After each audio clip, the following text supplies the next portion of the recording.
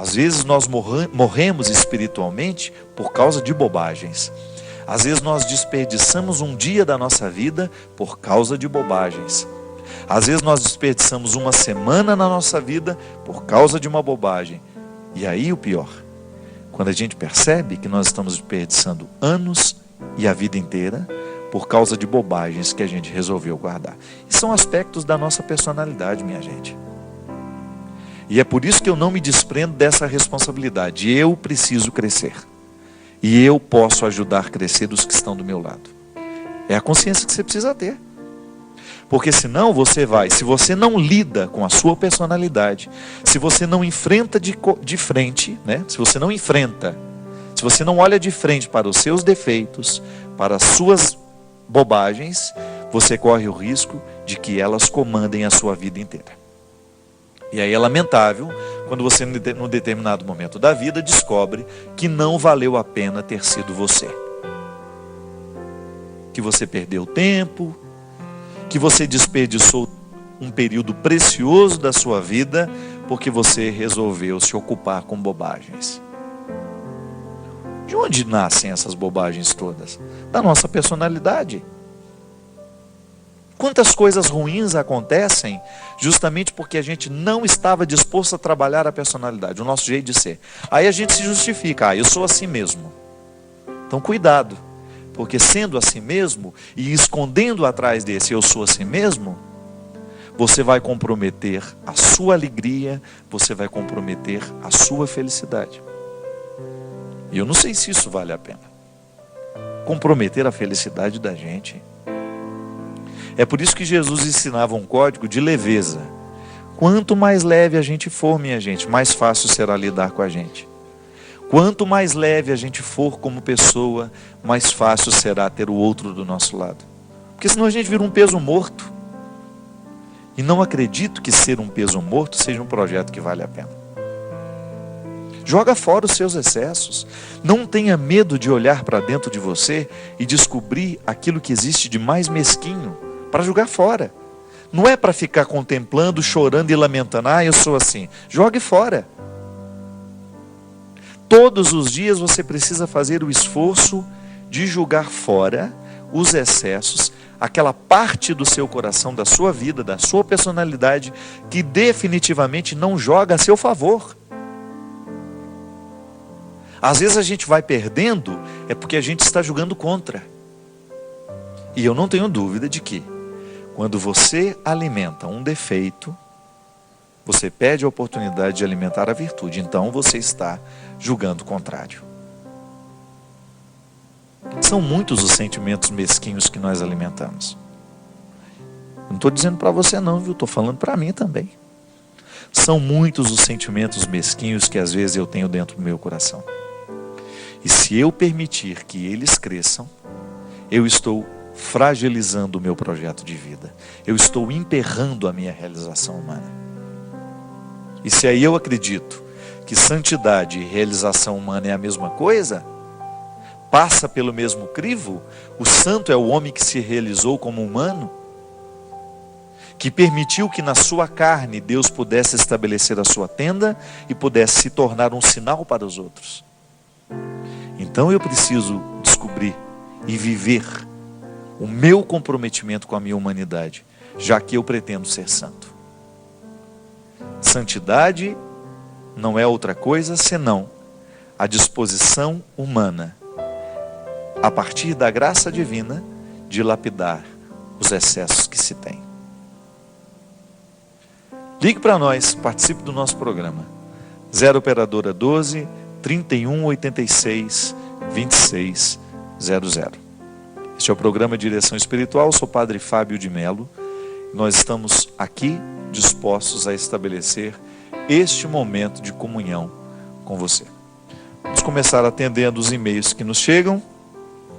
São muitas as pessoas que, graças a Deus, estão em contato conosco. Eu gostaria de começar este programa agradecendo aquelas pessoas que estiveram conosco nos eventos do nosso final de semana. Araruama, Afonso Cláudio. E onde foi a outra cidade? Araruama, Afonso Cláudio. Lá no Espírito Santo. Não, Afonso Cláudio é verdade. Tá faltando uma, vou lembrar até. Tô ficando velhinho, gente. Tô velhinho, estou esquecendo os nomes. Padre Fábio, quem escreve aqui é a Marcela de Belo Horizonte. Gostaria de saber a sua opinião quanto ao livro O Segredo, que tem como conceito: peça, acredite e receba. Quem nos induz a imaginar? O livro nos induz a imaginar e idealizar nossos sonhos para realizá-los. Será que é assim que na vida realmente acontece, padre? Eles ensinam a partir para a ação, mas sempre idealizar. E em uma palestra do senhor, já vi você dizendo que quem idealiza demais perde a oportunidade de conhecer o que verdadeiramente existe ao seu lado. Qual é o sentido de tudo isso, então? Forte abraço, Marcela. Marcela, o grande problema é quando nós compreendemos esta idealização. O que é a idealização? A palavra ideal é aquilo que existe como se fosse uma realidade iluminada, que não nos pertence ainda, mas que nos motiva. O sonho muitas vezes é isso. Eu imagino que aquilo possa acontecer na minha vida e vivo à sombra desta imaginação. Agora, o que precisamos fazer? Eu nunca li este livro, então não sei nem do que se trata. Sei que é um livro que já vendeu milhões e milhões de cópias e agora estou tendo essa informação através de você, que ele trabalha a partir deste conceito. Peça, acredite e receba.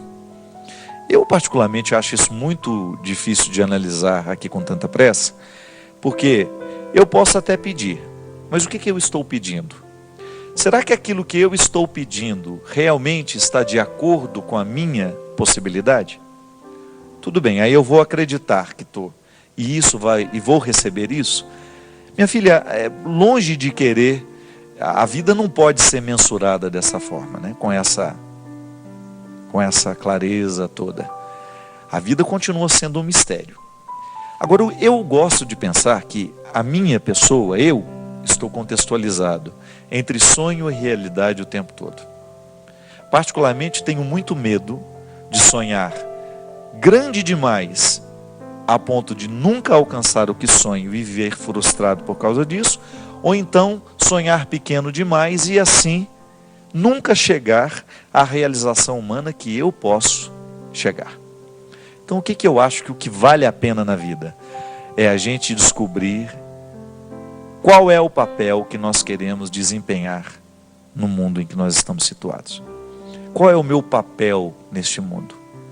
O que eu posso fazer? Quais são as minhas possibilidades? Quais são os meus limites? E aqui nós entramos no terreno do autoconhecimento, que é importante demais.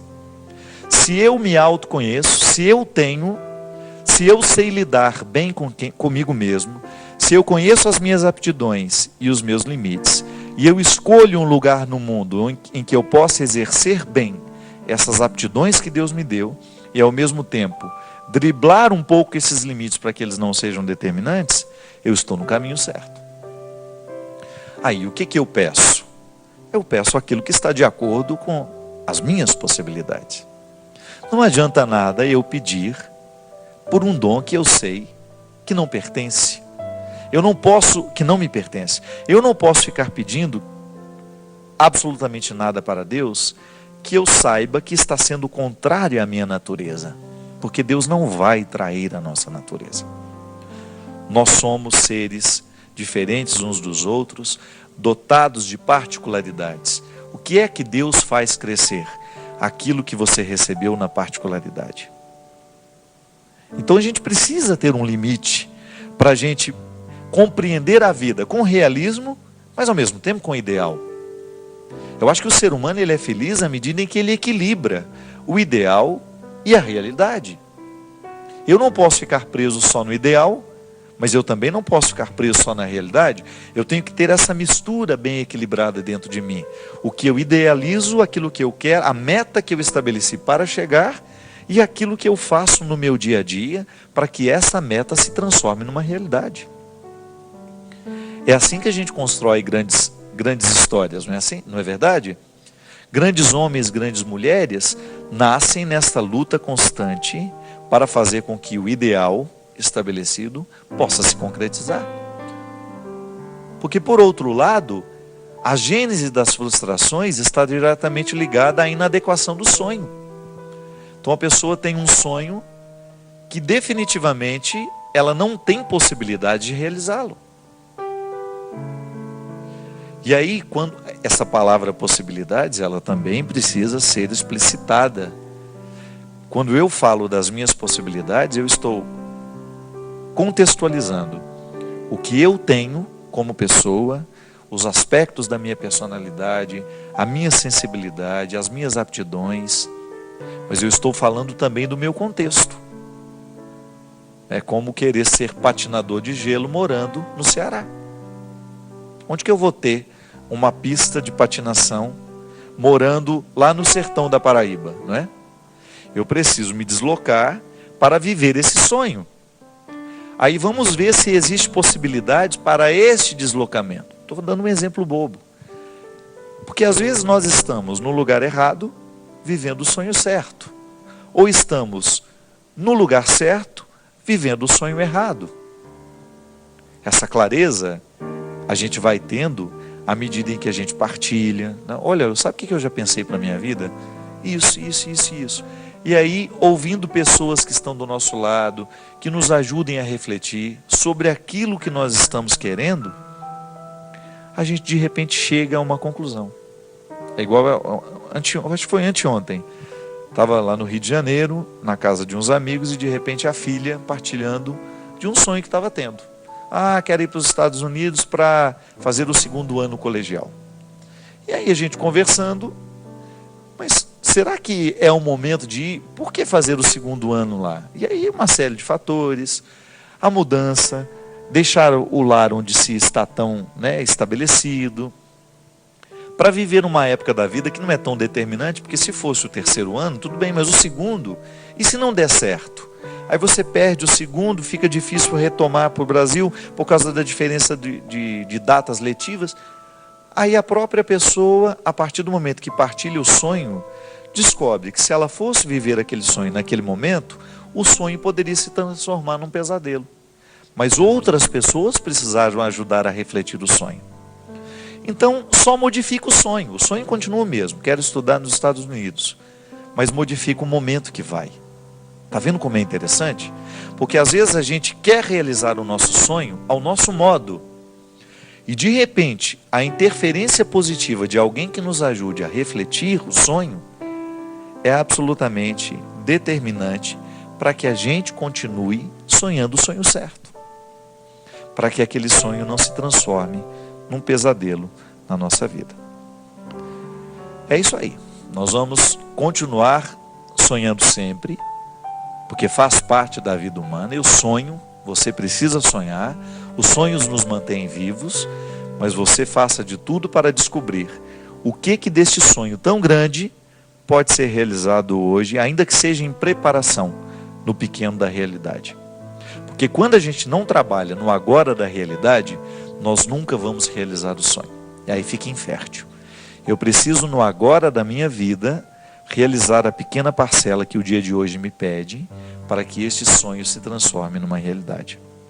Só pode caminhar 1000 quilômetros aquele que dá um passo de cada vez. Há dias em que a gente poderá correr um pouco mais, vai ter disposição para isso, o clima vai ajudar, você avança. Mas há dias em que você vai ter que esperar pelo descanso do corpo. Não é assim? A vida prática não é assim? Então, os sonhos seguem a mesma regra. Há momentos que de repente você percebe que a realização daquele sonho acelerou na sua vida. Tudo estava favorável, mas há momentos em que isso está emperrado. E aí você tenha paciência para que a realização do sonho seja possível naquele momento certo.